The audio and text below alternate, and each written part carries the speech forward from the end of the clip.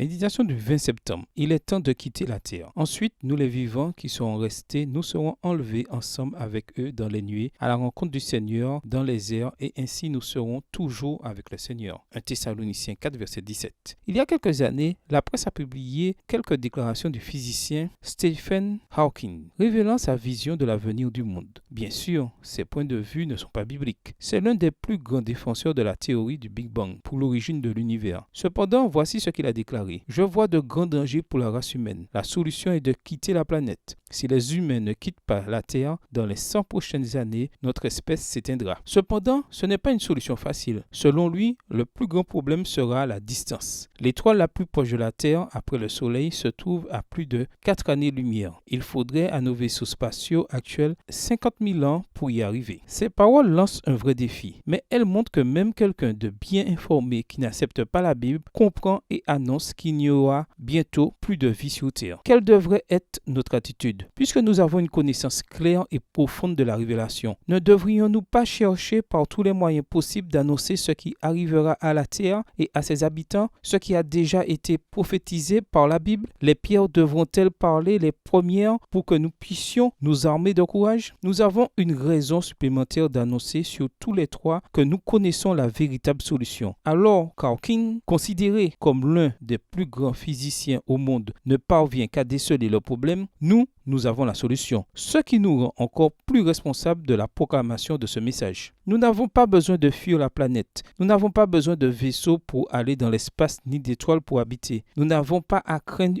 une invasion d'extraterrestres. Nous n'avons pas besoin de solutions complexes pour répondre aux menaces de l'avenir. Nous devons connaître les orientations de la parole de Dieu et y croire. Le Seigneur ne retarde pas l'accomplissement de sa promesse, comme quelques-uns le pensent. Il use de patience envers vous. Il ne veut pas qu'aucun périsse, mais il veut que tous arrivent à la repentance. 2 Pierre 3, verset 9. Nous devons mettre notre espérance dans le retour du Seigneur. Nous irons vivre au ciel pendant 1000 ans. C'est là que nous quitterons la terre, non pas par des mains humaines, mais conduits par le Seigneur pour la recréation de notre terre. La révélation est claire. Il nous suffit de nous lever et de l'annoncer. Nous vivons les derniers temps. La fin de toute chose est proche. Les signes annoncés par le Christ se réalisent rapidement. Extrait du livre Conseils sur la santé, section 8, page 392. Faisons notre part. Il est temps de quitter cette terre pour nous rendre sur la nouvelle terre, la Canaan céleste promise dont la capitale, Jérusalem, descendra du ciel. Voir Ésaïe 65, verset 17, Ésaïe 66, verset 22, 2 Pierre 3, verset 13 et Apocalypse 21, versets 1, 2 et 10. Bonne journée à vous et que le Seigneur vous bénisse.